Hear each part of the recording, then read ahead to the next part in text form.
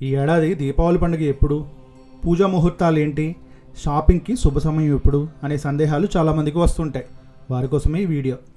ఈ ఏడాది దీపావళి పండుగ అక్టోబర్ 20న సోమవారం జరుపుకోనున్నారు. ప్రతి ఏడాది అశ్వయుజ మాసం కృష్ణపక్ష అమావాస్య రోజున దీపావళి జరుపుకునే సాంప్రదాయం ఉంది. ఈరోజు గణేశుణ్ణి, లక్ష్మీదేవిని పూజిస్తారు. ధనత్రయోదశి ఈసారి అక్టోబర్ 18న శనివారం ప్రారంభమవుతుంది.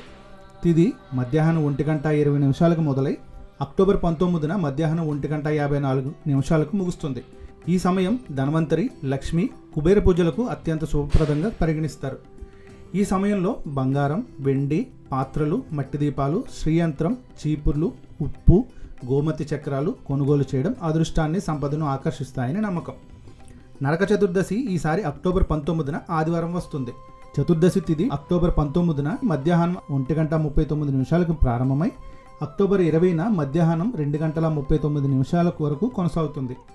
ఆ రోజు ఉదయం అభ్యంగ స్నానం చేయడం, సాయంత్రం దీపాలు వెలిగించడం శుభప్రదం. ముఖ్యమైన దీపావళి పూజ అక్టోబర్ 20న సోమవారం రోజున వచ్చింది.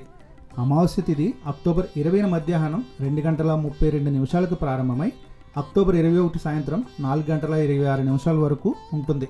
లక్ష్మీ పూజకు శుభముహూర్తం రాత్రి 7:10 నుంచి 9:10 వరకు, అలాగే మధ్యాహ్నం 1:38 నుంచి 3:52 వరకు కూడా పూజ చేయవచ్చు.